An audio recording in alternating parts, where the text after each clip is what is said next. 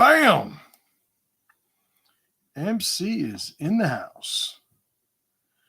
What's up, folks? My name is Justin Garcia, also known as Master Chim, and welcome to the Warrior Stream. I'm here every week and taking a topic, deep diving, having a good time while doing it.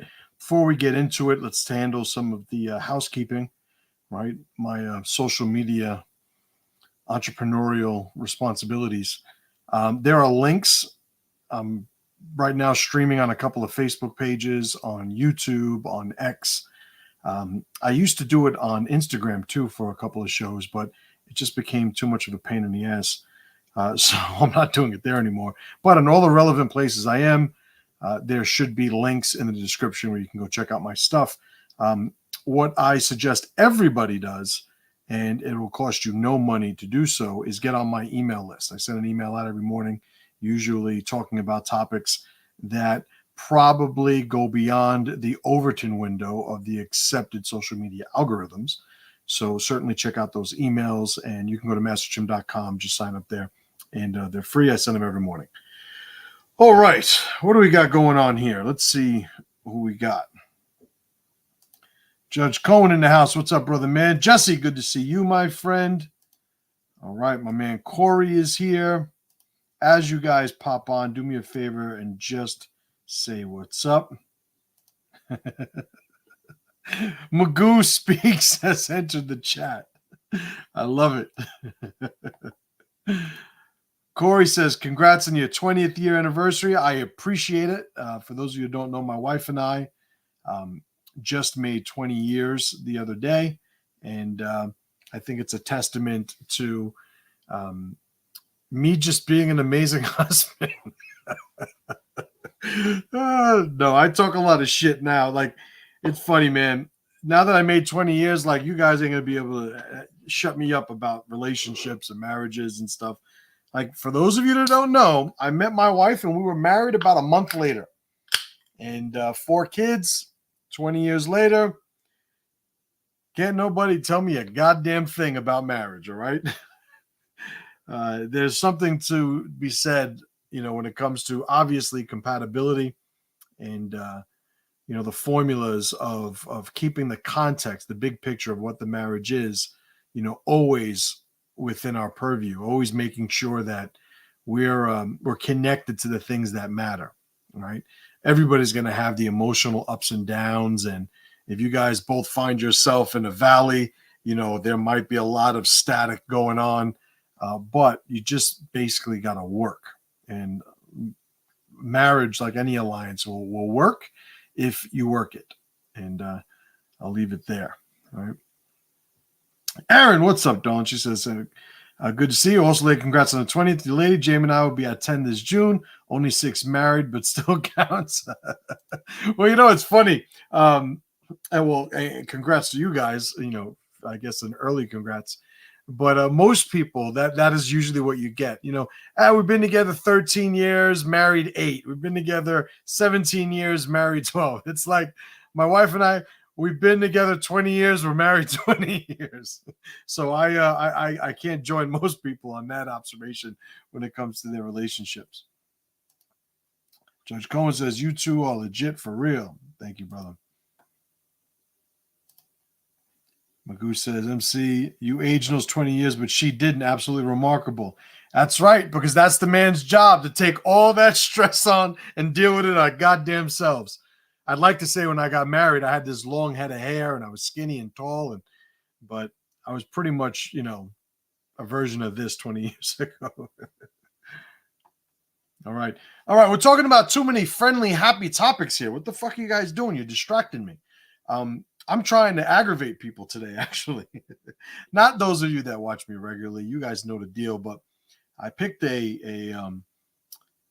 there goes my wife being nosy. Get back in the kitchen, woman. Just so you guys know, there's my wife. Make sure you like her. You like her channel. Even if you don't like her, make sure you like her channel. Jamie, what's up, brother, man? Good to see you. Good to see you.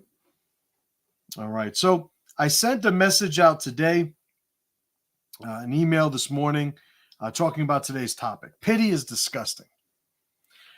A lot of different ways that I wanted to phrase that, but I think that sums it up, or at least sets us off in the right direction for the talk I had prepared. I actually prepared a list for today. All right, so we're going to do a top 10 reasons why pity is disgusting.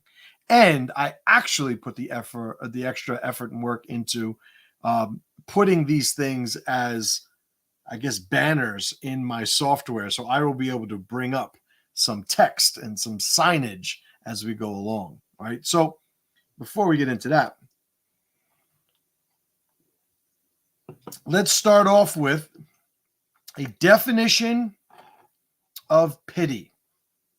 Okay. If you guys read my emails, if you've read my book, Tribalnomics, you know I am big on making sure we are dealing with the same terms. People use words interchangeably. They put sort of slants on it. And over time, as you start to compound these messages and the communications, like people just wind up diverting from each other's positions, thinking they agree when they don't, thinking they don't agree when they do. And it just winds up getting muddied. So I like presenting definitions and working off of that. So let's start with my definition for pity. Pity is an emotion whereby one will offer sympathy to another in exchange for an acknowledgement of superiority. Once accepted, charity would follow. So let's hit that again. Pity is an emotion whereby one will offer sympathy to another in exchange for an acknowledgement of superiority. If you are willing to accept my pity, you are acknowledging an inferiority between us. You are willing to do that in exchange for the sympathy that I'm offering. The only thing I'm offering is sympathy when I am engaging in pity for another. I am offering them sympathy. If I wanted to offer them something else, that's where I would write, or that's where I'd say, once accepted, meaning once the individual accepts the sympathy, anything else that they accept would fall under the category of charity. If you guys have ever heard me rail on about how I think charity is something that we should not be aspiring to do, this is the logic that's behind that conclusion. It is not that I think we should not help people that need helping, but charity is usually the step that comes after pity. And I don't want to pity people because pity is disgusting. Right? So let's get into the list. All right. And as I'm going here, I see you guys leaving some comments. I'll have to come back and check because I got a whole thing going on here on my screen and I'm not there. I can't check this and do that. Like, that's why I need a producer or something like that. Somebody that I could stand being around. All right, let's start off with number 10, right? So here are the top 10 reasons pity is disgusting. Number 10, it undermines personal strength. It undermines personal strength. So here's the thing. Pity encourages weakness. It encourages dependency. Pity is going to take an individual and have him focus his efforts towards communicating or seeking help over building himself so that he becomes more powerful in his environment. And, the idea of power we'll be touching on a few times during this list. But number 10, the reason pity is disgusting is it undermines personal strength. Let's get to number 9. Number 9, it promotes victimhood. Constant pitying, it reinforces a victim's mindset, a victim's mentality. When we look at individuals and we want them to hold themselves responsible, we want them to hold themselves accountable for not only their output, but the outcomes that wind up occurring because of what it is that they've done. Well, when we are pitying people, we are sending them a message that directly conflicts with that. It directly opposes that idea. Um, when we pity individuals, we make it that much easier for them to let go of that accountability, that personal responsibility, that allows people, that would allow otherwise people to take control of what it is that they're doing with themselves and their lives. Right. So the reason we don't pity people is it promotes and incentivizes victimhood. It, beyond that, I would say it even rewards victimhood. Right. So that is number 9. So number 10, we have undermines personal strength. Number 9, promotes victimhood. Number 8, the number 8 reason why pity is disgusting, it hinders growth. So here's the thing. This is sort of like the cat lady, archetype, right? The idea of this lady who feels bad for every stray cat and does nothing but look to help them and foster them. Well, the reason pity is disgusting is because it hinders growth. And in the cat lady scenario, we see that. And listen, some grown-ass men could be cat ladies as far as the archetype's concerned. If you are an individual who is looking to save people that, whether you want to acknowledge it or not, you see as inferior to you, it distracts from any pursuit of personal growth and power. If you see an individual suffering, the tendency for most people is to suffer also. When you see that suffering, you start to suffer, right? And that's the compassion, right? And you look at the etymology of the word compassion, and the com is the with. So it's almost like with or more feeling. There's feeling, and I'm offering more feeling because I see that feeling. I think it was Nietzsche that says compassion does nothing but add suffering to the world. Well, in number 8 is where you see that revealed. When an individual goes around pitying other people, it distracts and takes away from their ability to focus on their own personal growth and self-improvement, which, by the way, is an endeavor that everybody should be engaging on a regular, daily, moment-to-moment basis. I was just on my mastermind group this morning, and one of the things I put out there to the group is, a lot of times I interact in public with just different places and people, most of which I never want to be, but, I have to live in the aquarium like everybody else at this point. And I'm always asking myself, while looking at people, like, why don't you want to be better? Like, why are you so satisfied being where you're at? And I think when you look at individuals who use pity as a mechanism of their selfing formula, little tribalnomics language, but in order for them to feel normal, they engage in pity of other people. When those people meet their criteria, it gets in the way of them growing. Right? So number 8, it hinders growth.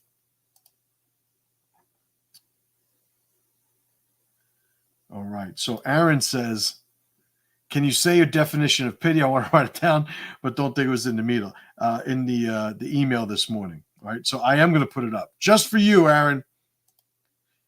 Pity is an emotion whereby one will offer sympathy to another in exchange for an acknowledgement of superiority. And the follow-up to that is, once accepted, charity is what follows. Right? So far in the list, we have number 10, it undermines personal strength. 9, it promotes victimhood. 8, it hinders growth. I started touching on this next one in 8, but let's get to number 7. Pity encourages mediocrity. I was just saying, I'll give you a short example. I was at a dinner the other night with my wife for our anniversary, and I drink a lot of soda. My Diet Pepsi is usually what I drink, like when I'm eating. So, especially go to a restaurant, it's like the glasses are small and half of it's ice, if not more. So, whatever, a lot of refills. Sitting there, I have an empty glass. Waiter comes over, brings me another soda. Great service. Doesn't pick up the empty bottle, though, the empty glass. So it's like, all right, in a rush, whatever, just grab the soda for me. I get it. A couple of moments later, the second glass is empty. Waiter comes over. Would you like another soda? Yes. What were you drinking? Diet Pepsi. Okay. Comes back, brings me the soda. It is regular Pepsi. So I'm like, all right, person brings me the soda. There's now 2 empty glasses, and now there's a regular Pepsi. So now I call a waiter over. Excuse me, waitress, whatever. Call her over. The last waitress brought me a regular Pepsi. I wanted a diet. Can you get me a Diet Pepsi? Sure, no problem. Comes over, brings me the Diet Pepsi, asks me, is that okay? So it sits there for a moment. Well, I taste it. Yep, this is Diet Pepsi. It's probably fucking spitting it now that I'm thinking about it, right? But taste it. Yeah, you fucking spitting Diet Pepsi is delicious. I put it down, and the waitress walks away with now the Pepsi the Diet Pepsi she brought me, the regular Pepsi, and the 2 empty glasses. Now, I know what you're thinking. MC, you're fucking crazy. Like, you got to calm down. I get it. You wouldn't be the first one to say that. However, how could these people be so satisfied with being so mediocre at what it is that they're doing? I don't get it. You'll see people that will do jobs for years, and they are no further along in their ability to express mastery in that job than somebody who just started. What winds up happening in place of that with most people, and I will say most, as Jesse Lee Peterson would say, not all, but most, right? What they'll do is they'll find ways to have to do less. In other words, they get better at not getting fired because that's their mission. It's not mastery. It's not perfection. It's not constantly looking to become more effective, gaining more value and utility. That's not what they're doing. Right. So when we look at the type of mindset that encourages pitying, it encourages mediocrity as well, because you are telling people that I feel for you. In other words, it's like, listen, you're not strong enough to do this. Do as good a job as you can, even if that job's dysfunctional, I guess. And that is what mediocrity starts looking like when it's systemic. Right. So the number 7 reason why pity is disgusting, it encourages mediocrity. Let's see some comments here. Jamie writes, I consider pity to be the lowest feeling you could have for another, beneath compassion for the weak, beneath contempt, just entirely unworthy of anything, even your spite. Pitiful.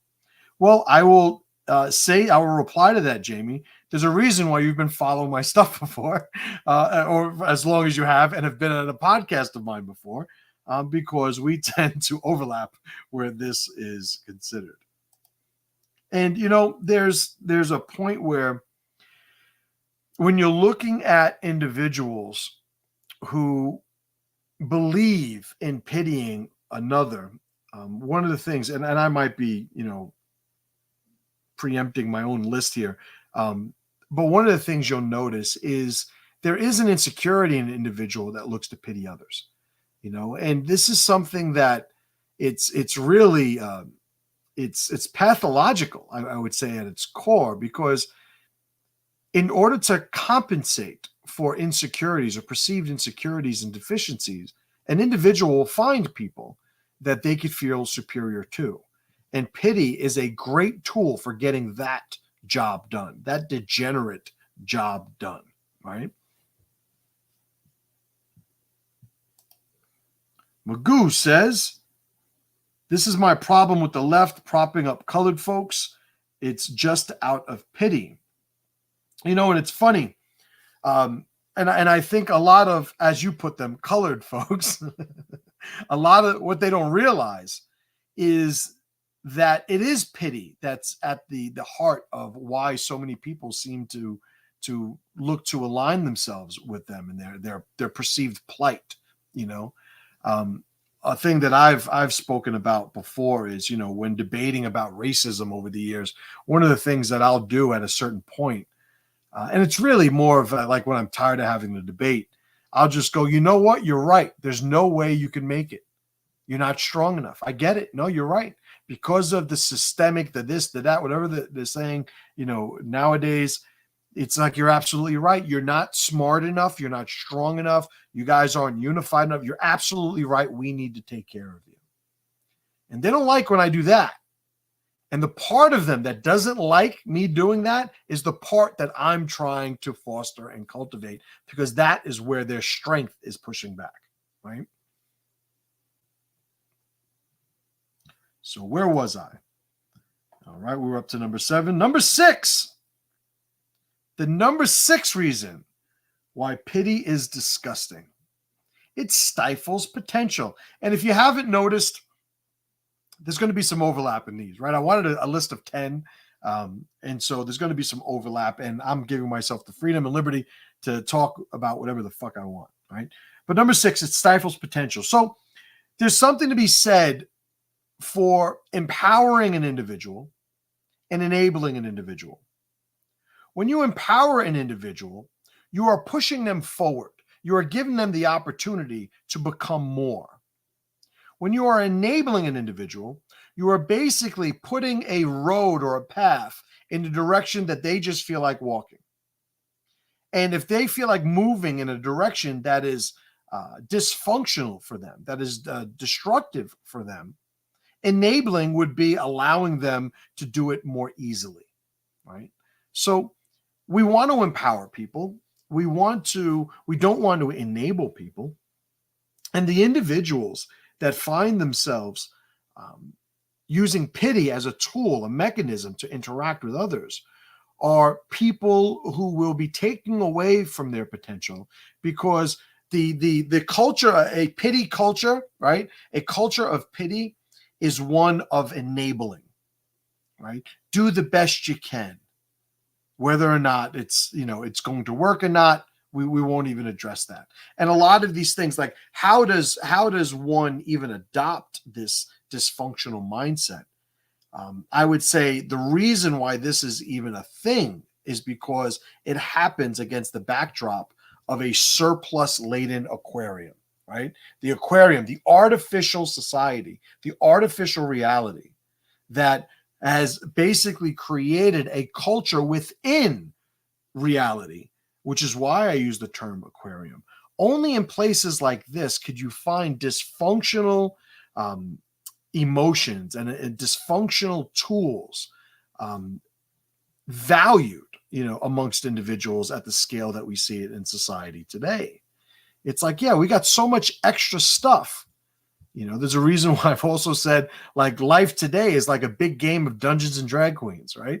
It's a role-playing game. Everybody just sits there and chooses who they want to be, and they expect everybody else to abide by whatever it is that they chose. And I'm not just talking about the transistors and those people. I'm just talking about in general. When you have people who have constructed a narrative of woe is me and the world's out to get me and poor me, and other people latch on and participate in that, it's just another application of the concept, right? So number 6 reason why pity is disgusting, it stifles potential. All right, let's see what comments we got here. I love this. Magoo writes, I've been allowed to be mediocre all my fucking life.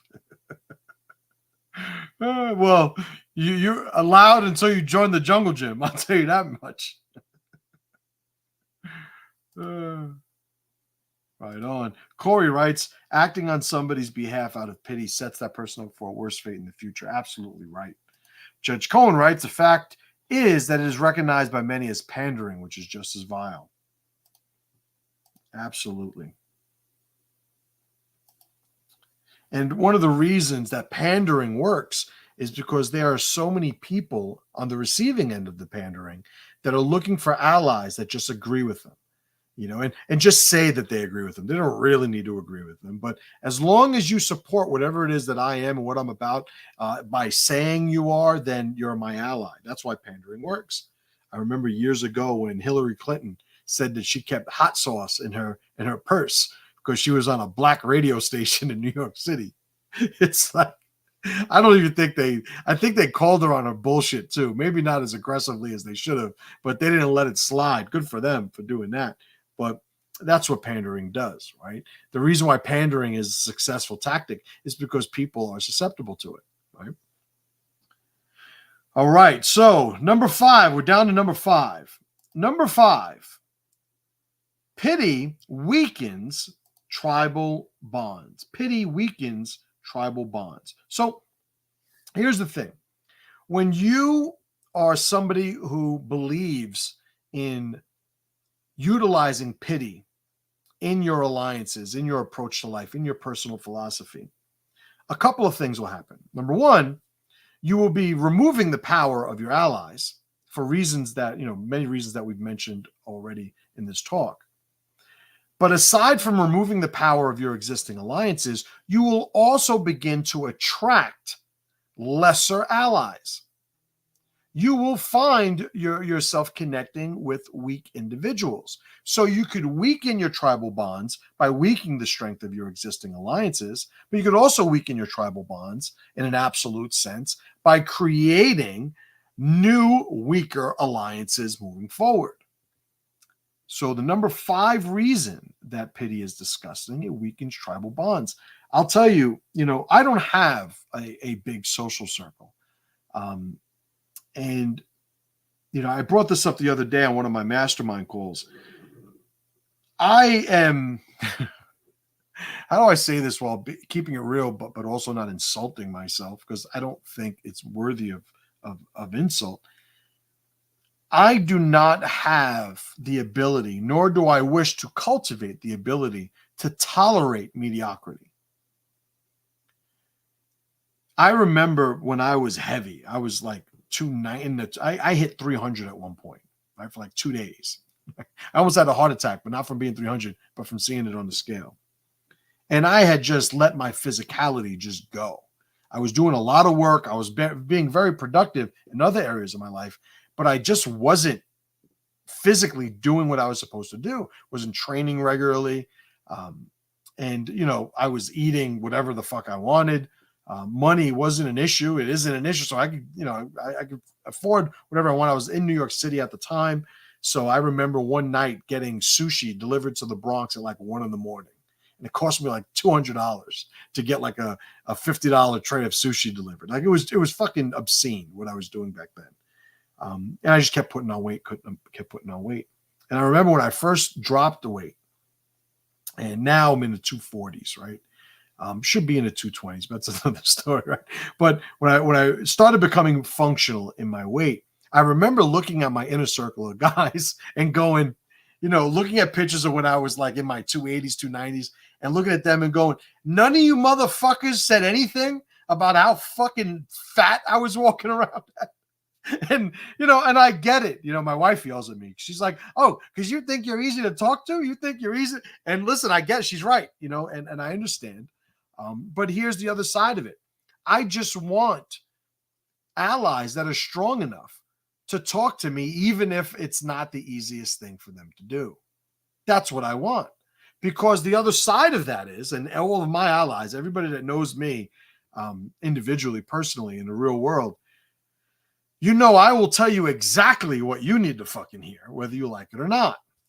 And I will add to that, like it's almost a compulsion on my end. I don't know how to not say the thing that I think people need to hear. Over the years, I've had plenty of people disconnect from me because it just got too uncomfortable for them. I mentioned on I don't know if it was on my emails or in one of my mastermind group calls recently. Like in the world of Master Chim, I know it's going to sound very egotistical. Just get over it. In the world of Master Chim, I don't want everybody to be able to breathe because I don't want everybody there. All right. So if there's, I think I use this analogy. If there's too much oxygen in the air, I'm going to take some of it out and replace it with fire. If you're going to be living in my world, you're going to be able to breathe fire at times because that is how I conduct myself. And there are a bunch of people that, I've also used the phrase, like, for a lot of people, I'm the mirror they don't want to look at. Right. And some people never asked to get feedback from the mirror in the first place, but I'm going to be who I am and I'm going to do what I do. Right. So pity is something that goes against all of that. It goes against everything that builds your brothers and sisters tribally. I have like I said, a small group of brothers, and they know that we can do anything we need to do. We will talk about anything. We'll physically, if we need to take care of something, we'll take care of it. If one needs help from the group, it's there. Like, we're a tight group, but weakness is not allowed. Pity is not allowed. Anybody expecting pity from me is going to get mockery instead. And they need to understand that, it's like that whole, that meme in the what is it, those, I think it was what channel was it on? Like the pawn shop thing, Pawn Stars or whatever. Not porn, but pawn, Pawn. And it's the meme where he goes, somebody asks something, the best I got is so-and-so, or the best I can do is so-and-so. It's like, somebody asked me for pity, best I got is mockery. That's the best I can do, And one of the reasons for that, the drivers of that is, a lot of people, I'm going to believe in their power more than they do a lot of times, at least at the beginning of us working together, or engaging with one another, but sometimes if you want to help somebody not be a bitch, you call them a bitch. It just happens the same thing. What they call it, fat shaming. Like, fat shaming is a viable tactic for helping somebody lose weight. I had one guy, Angel, shout out to my man Angel, of all my boys, right? All my brothers that are in my circle. He would text me when I was at my heaviest, and he'd text me in the morning, and I'd go and look at it. Oh, it's from Angel. I open it up, and it would say, "Did you wake up fat again today?" Oh, man. It's like, that's what fucking support is. That is what power is. It's not this, I don't want to say anything, because, he's really overweight, but I don't want to say anything. Like, when I was 280 pounds, you think I didn't fucking know I was overweight? Now, mind you, I used to see pictures and go, damn, I didn't know I looked like that. Especially when I lost the weight. I got like a little bit of a reality lens back in my vision, right? I could see things for what they actually were. And it's like, holy shit. But all these, all this time later, who are the people that I'm most grateful to? The people that never let me get away with being that overweight, Now, mind you, when you go from, I fought at 170 pounds, right? Professionally. I used to grapple competitively between 190 and 200. Usually I was 210 to 215, and I was in decent shape, right? I'm short, but I'm built like a fucking tree trunk. You guys know that. So when I stopped competing, when I stopped training regularly, I would teach, but I wouldn't train regularly. And a lot of it had to do with injuries. I got fucked up elbows. I would still lift, right? So I was eating like an animal and lifting like an animal. So sure, I was strong as fuck. I was competing in powerlifting and doing all those other things. But that was the story I used to tell myself to validate being way heavier than I should have been. And I'll tell you right now, what helped me turn that corner and stick with it is because I had a bunch of guys that wouldn't let me off the hook. People need that. Right? So when something's going wrong with one of your brothers and you pity them, you should be fucking ashamed of yourself for doing that. Because that is the road to betrayal. Pitying one of your brothers is the road to betrayal. Because by pitying them, you're saying that they can't do it. And if it's going to get done, it's going to be because people like you do it for them. And you're taking all the power away from them. Right? One of the things that happens with my sons all the time, and I installed this years and years ago. If I ask one of them, hey, do me a favor, bring that box downstairs, you'll see the other one like go and try and do it first. And they will say, well, like, what are you trying to steal my power? Like, get off. He asked me to do it. And they're very defensive with that when they're asked to do something. because they're conscious of it. And they want everybody to see I can do my own shit. I don't need people to do things for me, you know. So number 5, obviously, that's a big one. Weakens tribal bonds.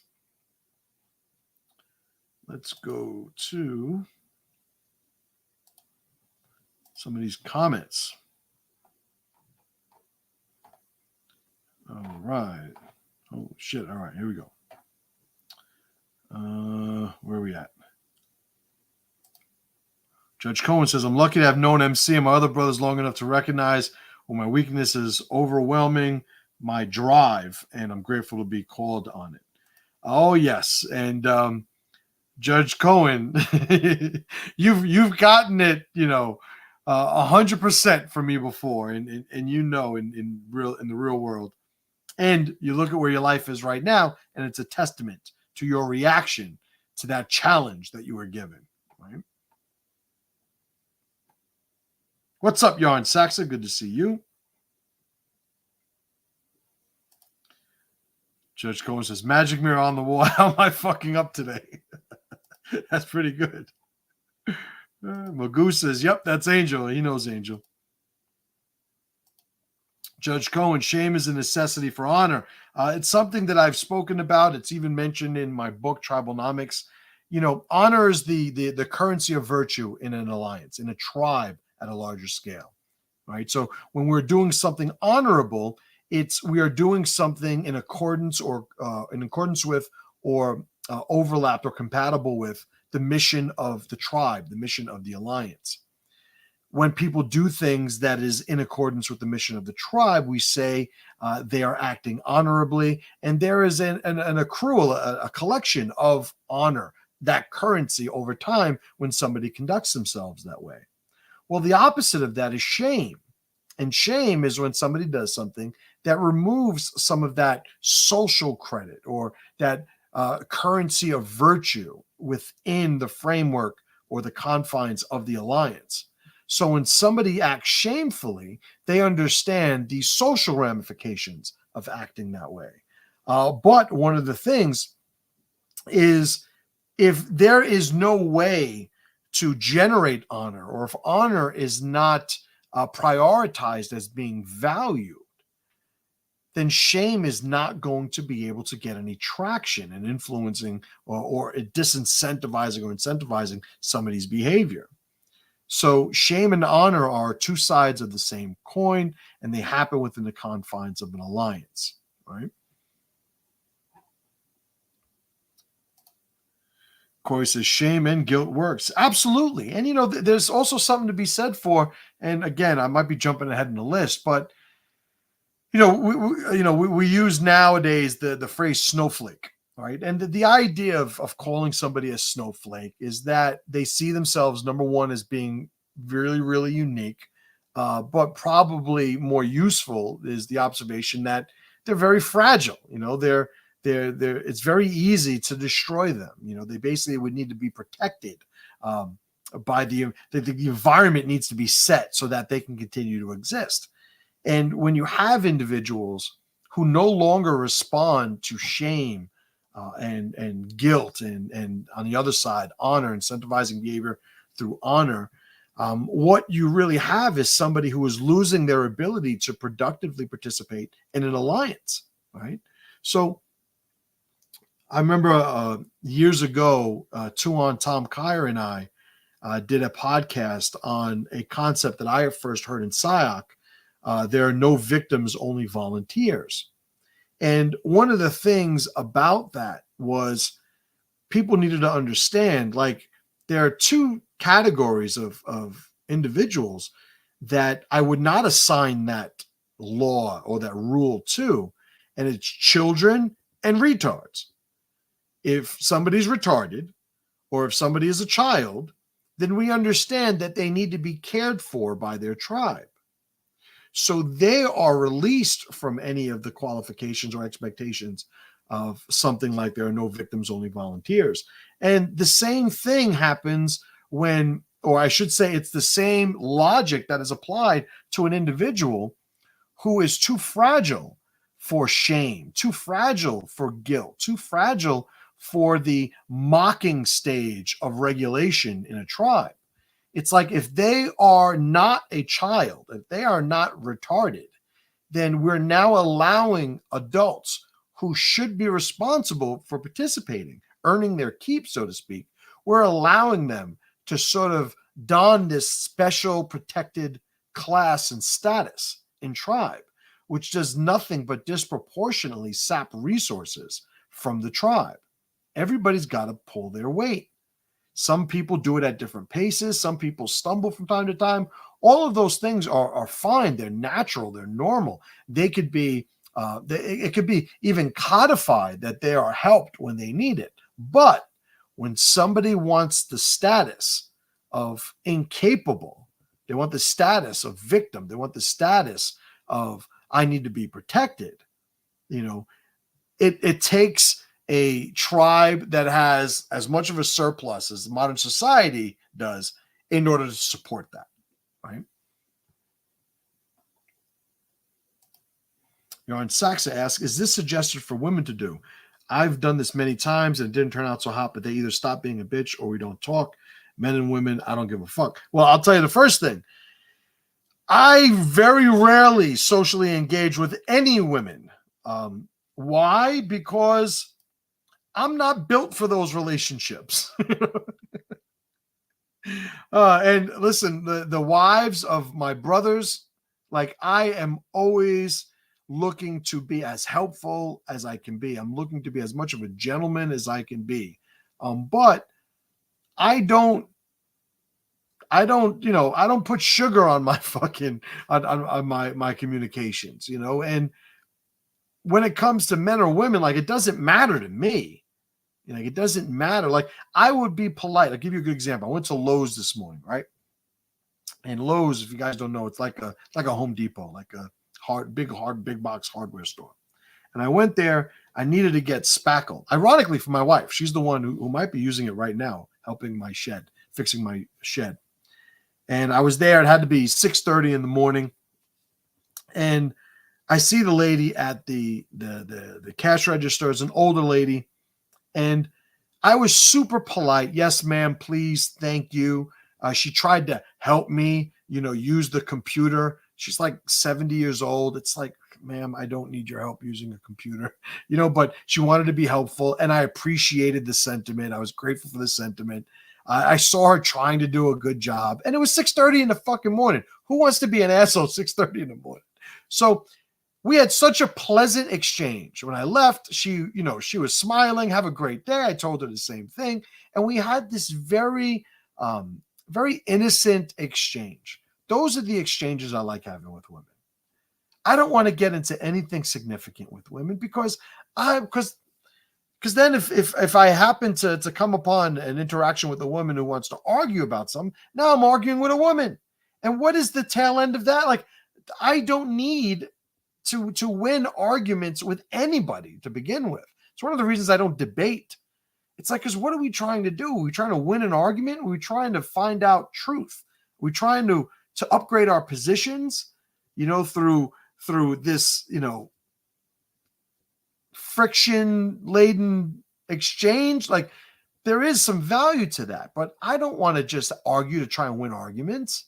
Like, it's just a waste of fucking time, And when people are emotional, as many women tend to be, it's like it devolves into that. And I just don't think it's worth it. A lot of times you wind up sabotaging. I would sabotage relationships over something that isn't even worth it. So I don't know. You guys know that there's a reason I don't coach women. But Yarn Saxa, it absolutely works for women. All right, what else is here? All right.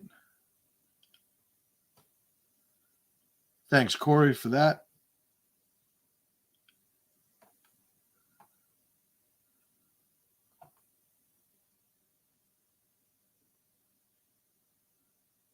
All right. Let's get back to this list. There are too many buttons here. All right. Did I go over 4? I don't know if I went over 4.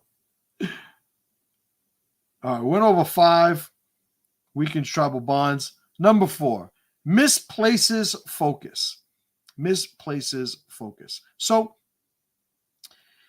if we are looking to feel bad for people, if we are looking to offer sympathy in exchange for people acknowledging our superiority, it is representative of a ritual, of a endeavor that takes energy, resources from productive rituals and productive endeavors, and it diverts them to unproductive, sympathy-driven exchanges and rituals. Have you guys ever got caught playing a game like on your phone or something, and it's like you're playing this game and you're trying to win this level or clear this board or whatever it is, and this is like really important to you? I hope somebody else does it, because this happens to me. I don't want to be the only asshole. And when that happens, it's like something in the real world needs your attention, and like you really just want to finish this. And this game is so fucking useless to your life.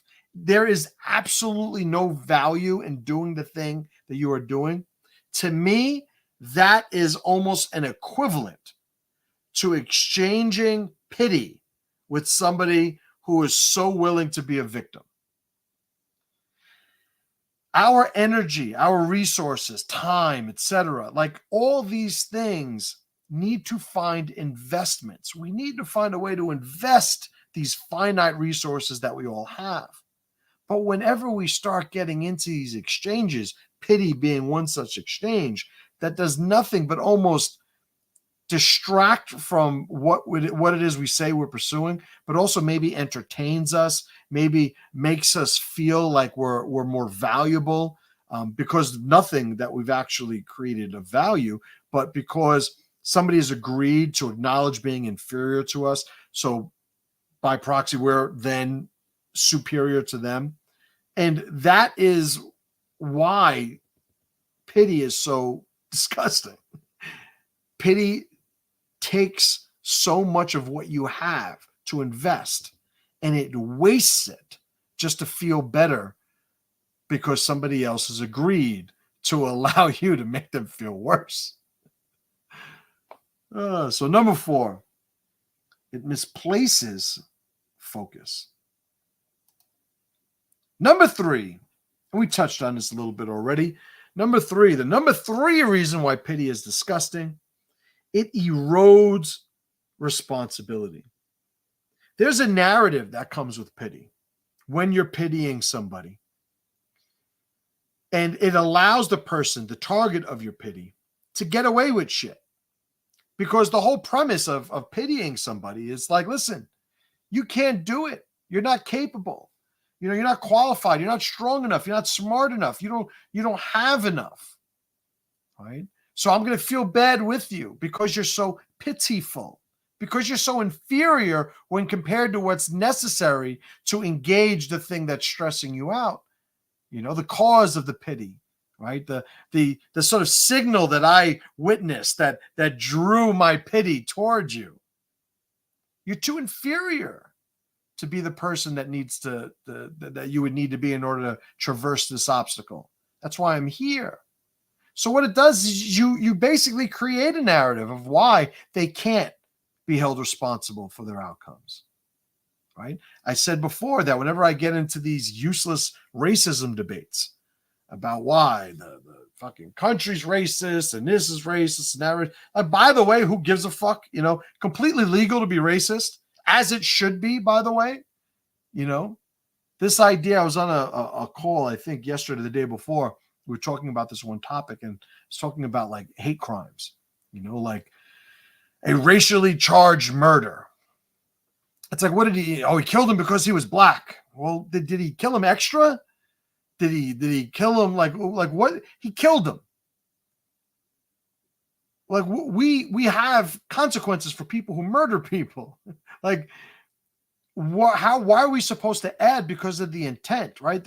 What people say to debunk or to counter the whole hate law position is they say, so what are the other ones? Like love murders, like love crimes? It's like we regulate actions. We cannot, legislation, a government shouldn't be accountable for or given a responsibility of regulating intentions, right? There's absolutely no way they have the ability to do that effectively, right? But you get into arguments with racism, and when you say, what, you're right, you can't do it, you're too stupid, you're not smart enough, you don't have enough of a work ethic, because of your ancestry, you just don't have the tools. And even though all these people are against you, and other groups manage to get, like, you're not strong enough to do that. Your people aren't strong enough to do that. We need to help you. As soon as you start talking like that, and I said this a little while ago, they all push back. I didn't fucking say that. I didn't say that I couldn't. I don't fucking need anybody. It's like, oh, that's right. Got a little rise out of you, right? It's almost like, when they put the defibrillator on people, and they go, clear, and they hit them, and they jump up. Like, that's what I do to people when I do that to them. It's like suddenly they got a little life in them, right? It's like, oh, you're not the bitch that you wanted to be, So number 3, pity erodes responsibility. Number 2, let's get to number 2.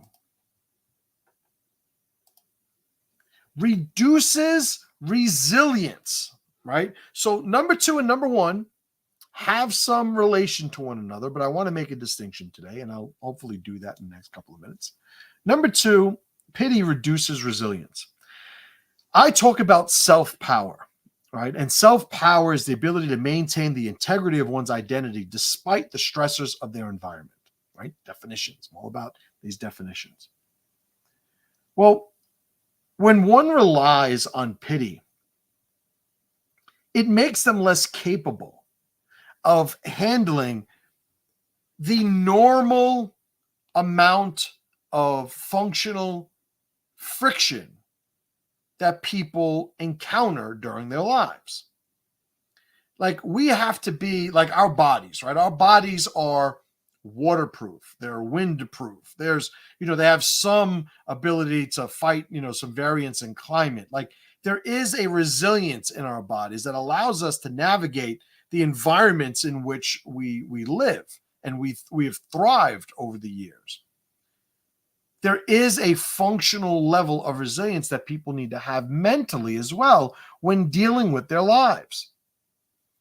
One of the things people had to get used to were trolls, right? Internet trolls. And I don't really know the history of trolls pre-internet. Like, I know there were shit talkers and, like prank callers and shit like that. But I don't know. I've never done a deep dive on that. But the relationship that society had to build with internet trolls, I think everybody could understand.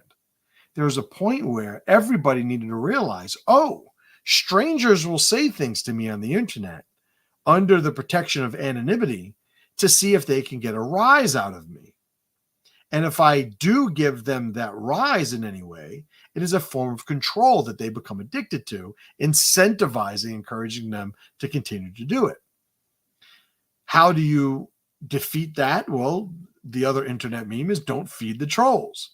It's like if somebody says something, you just ignore it because there's no accountability. So you treat it as if it's not even a thing, I've told people before, pretend somebody's cursing you out in a language you don't understand, it's just somebody yelling and you don't even know what their intent is, in order to be able to deal with this. So there is a certain point where if we're going to exist in an environment, we need to make sure that we are resilient in that environment.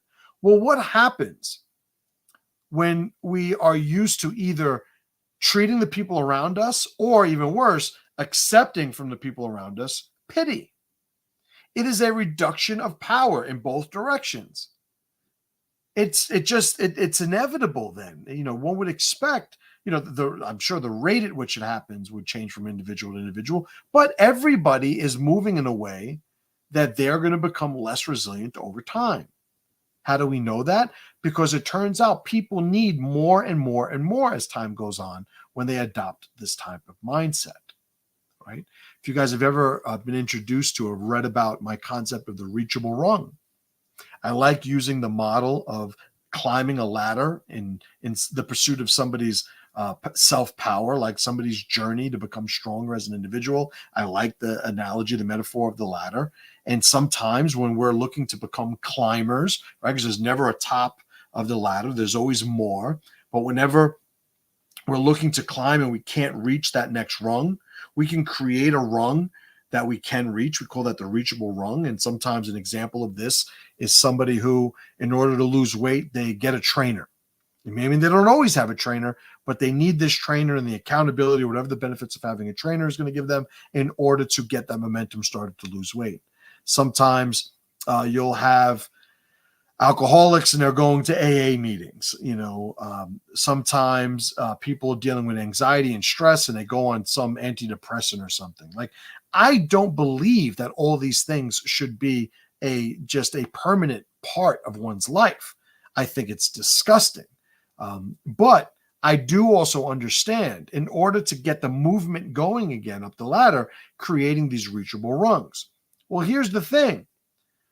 I'm saying when I offer that concept, I'm saying that I understand not everybody is going to be bulletproof, is going to be weatherproof, right, in the surroundings or the environment of their lives. But what I am saying, as soon as they need help, the plan should be to let go of that help as soon as possible to regain the ability to become resilient, right? That is the thing that allows people to be self-sufficient.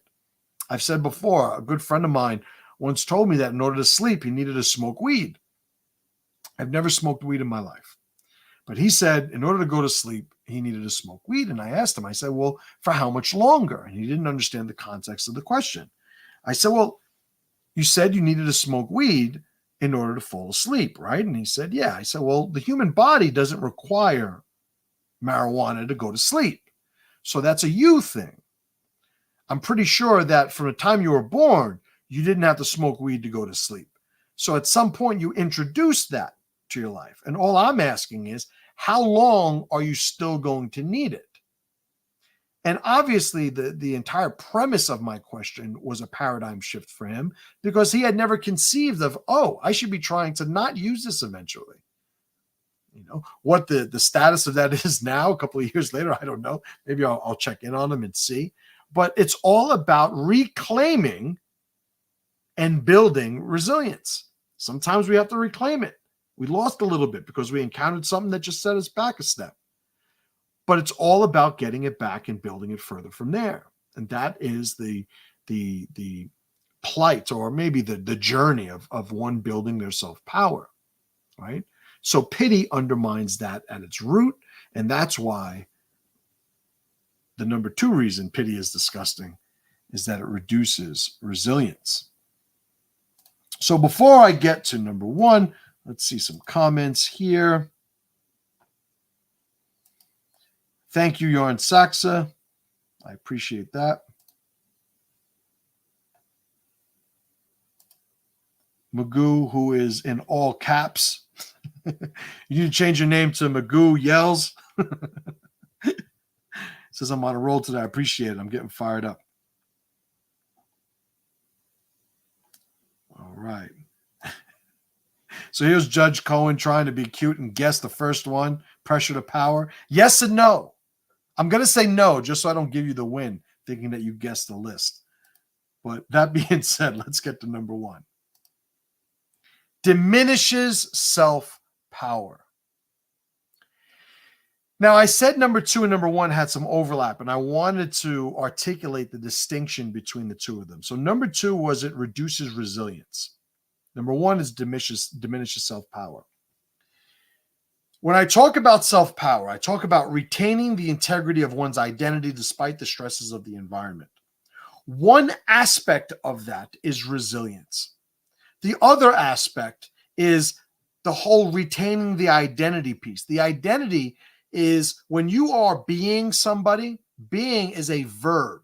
There is action. It is a movement word. So being resilient, I'm going to give you an example. If you guys have ever seen like spaceships, right? So No, even better. You ever see those deep sea diving like submarines, like those little like spheres that like they use to look at sunken ships and stuff like that? There are two things that thing needs to do, more than two, but for my purposes today, two things. Only two things those things got to do, right? The first thing is they have to be able to withstand the water pressure, right? As it goes deeper, there's more and more water pressure, and the hull, in order to maintain its integrity, needs to be resilient enough against that pressure. That is one aspect of self-power. We need to be able to be resilient against the stresses of our environment. But when I talk about self-power, I always talk about retaining the integrity of the identity. The identity, as I just described, is a movement label. It is a movement concept. So the other part of that is, to use that little submarine as an example, it's got to be able to move and explore. It's got to be able to do the things that it's down there to do in the first place. So it's got to withstand the pressure of the environment, but it's also got to move.